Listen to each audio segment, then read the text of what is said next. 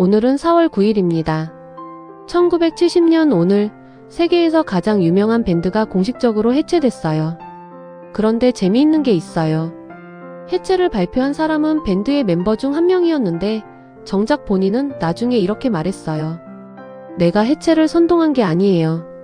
이미 다 끝난 걸 제가 먼저 말했을 뿐이에요. 비틀즈 이야기입니다.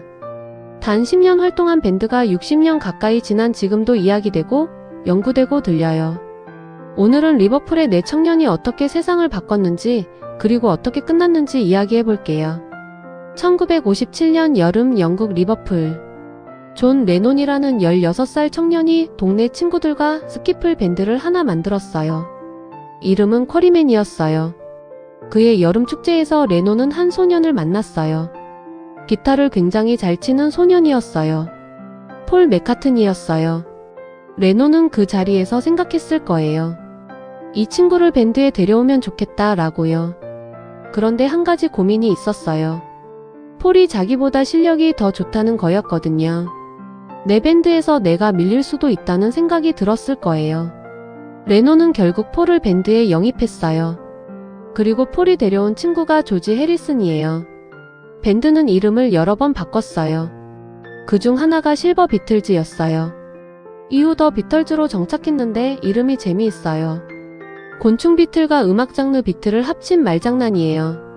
그리고 1962년 마지막 멤버가 합류해요. 드러머 링고 스타. 이렇게 전설의 4인조가 완성됩니다.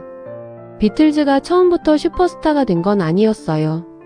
성공하기 전 이들은 독일 함부르크 클럽에서 수년간 공연하며 실력을 키웠어요. 당시 클럽에서 하루에 몇 시간씩 매일 공연해야 했어요. 쉬는 날이 거의 없었고 환경도 열악했어요. 그런데 이 시기가 비틀즈를 만든 시간이었어요. 공연을 반복하면서 연주 실력이 폭발적으로 늘었고 서로 간의 호흡도 완벽해졌어요. 1962년 매니저 브라이언 앱스타인과 프로듀서 조지 마틴을 만나면서 본격적인 성공이 시작돼요. 조지 마틴을 5번째 비틀이라고 부르는 사람들도 있어요. 그만큼 비틀즈의 음악에 깊이 관여한 인물이에요. 1963년 영국에서 폭발적인 인기를 얻었고 1964년에는 미국을 침공해요. 1964년 2월 비틀즈는 미국 TV 프로그램 에드 설리번 쇼에 출연했어요. 그날 방송을 시청한 사람이 약 7천만 명이었어요. 당시 미국 인구의 약 3분의 1이에요. 저녁 8시에 미국 전역의 집에서 가족들이 TV 앞에 앉아서 이 4명의 영국 청년을 봤어요. 공연장에서는 팬들의 비명 때문에 음악이 거의 들리지 않을 정도였어요. 경찰이 통제해야 했고 멤버들은 나중에 자기들도 제대로 음악을 못 들었다고 말했어요. 이 현상에 이름이 붙었어요. 비틀매니아. 비틀즈와 관계를 합친 단어예요. 그리고 이 시기 영국 음악이 미국 시장을 장악하는 현상을 브리티시 인베이전, 영국의 침략이라고 불러요. 비틀즈가 그 문을 연 거예요. 비틀즈는 단순히 인기만 있었던 게 아니에요. 음악 자체를 바꿨어요. 초기에는 단순한 록앤롤 스타일이었어요. 그런데 점점 실험을 시작했어요. 1966년 이후 비틀즈는 공연 투어를 완전히 멈추고 스튜디오로 들어갔어요. 팬들의 비명 때문에 자기들 음악도 못 듣겠다는 이유도 있었고 더 복잡한 음악을 만들고 싶었기 때문이에요. 그 결과로 나온 앨범이 1967년의 서전트 페퍼스 롤리 하트 클럽 밴드예요. 이 앨범이 왜 중요하냐면 컨셉 앨범이라는 개념을 대중화했어요. 그 전까지는 히트 싱글을 모아 앨범을 만드는 방식이었는데 비틀즈는 앨범 전체를 하나의 작품으로 만들었어요.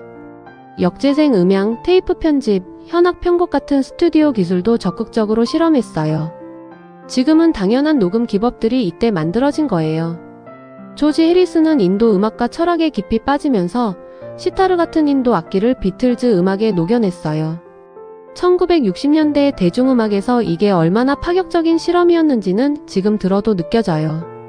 1967년 중요한 사람이 세상을 떠났어요. 매니저 브라이언 앱스타인이에요. 앱스타인은 단순한 매니저가 아니었어요. 멤버들 사이에서 중재자 역할을 했어요. 존과 폴이 부딪히면 중간에서 조율하고 외부 압력으로부터 밴드를 보호했어요. 그가 없어지자 구심점이 사라졌어요. 존 레논은 나중에 이렇게 말했어요. 브라이언이 죽고 나서 우리는 이미 해체된 것이나 다름없었다. 이후 존 레논은 일본 출신 전위예술가 오노 요코와의 관계에 더 많이 집중하기 시작했어요. 레논이 녹음 현장에 요코를 데려오면서 다른 멤버들과의 갈등이 생겼어요. 1969년 1월 겟백 세션 당시 몰래 녹음된 대화에서 레논과 맥카트니의 속마음이 그대로 드러나요. 맥카트니가 레논에게 말했어요. 우리 넷은 각자 서로 다른 방향으로 가고 있다는 게 문제야. 조지 해리스는 레논과 맥카트니에 가려 자신의 곡이 앨범에 충분히 실리지 못한다는 불만이 쌓여 있었어요. 이 세션 중에 해리슨이 한때 탈퇴를 선언하고 나가버리기도 했어요. 링고 스타도 화이트 앨범 녹음 당시 밴드 분위기를 못 견디고 한번 탈퇴했다가 2주 만에 돌아온 적이 있어요.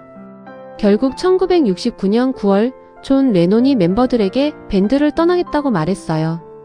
그리고 이렇게 표현했다고 해요. 이혼하는 것 같다고요. 1969년 1월 30일 런던 세빌 로우 애플 코퍼스 본사 옥상. 비틀즈는 예고 없이 갑자기 연주를 시작했어요. 이게 그 유명한 루프탑 콘서트예요. 비틀즈의 마지막 공개 공연이었어요. 5층 아래 런던 거리의 사람들은 갑자기 어디서 음악이 들리는지 어리둥절했어요. 점심을 먹으러 나온 직장인들이 하나둘 모여들었어요. 인근 건물 옥상에도 구경꾼들이 올라갔어요. 경찰이 출동했어요. 소음 신고가 들어왔거든요. 비틀즈가 연주를 계속하자 경찰이 결국 전원을 끊었어요. 콘서트가 끝날 때 존 레논이 마지막 멘트를 했어요. 우리가 오디션에 합격했기를 바랍니다. 그게 비틀즈의 마지막 공개 공연이었어요. 1970년 4월 9일 폴 맥카트니가 해체를 공식 발표했어요. 그런데 폴이 해체를 선동한 게 아니에요. 이미 존 레논이 밴드를 떠나겠다고 했고 사실상 모두 알고 있었어요. 새 매니저가 비즈니스 계약이 끝날 때까지 발표를 미뤄달라고 했고 몇 달 동안 비밀로 있었어요. 폴은 나중에 이렇게 말했어요. 숨기는 것에 진저리가 났기 때문에 내가 먼저 말한 것 뿐이에요. 그래서 50년 동안 폴이 해체를 결정한 사람으로 알려졌어요. 폴 본인에게는 억울한 일이었겠죠. 비틀즈는 딱 10년 활동했어요. 1960년부터 1970년까지. 그 10년 동안 세상을 바꿨어요. 록 음악이 세계적으로 퍼졌고 앨범이 하나의 예술 작품이 됐고 밴드가 직접 작곡하는 문화가 만들어졌어요.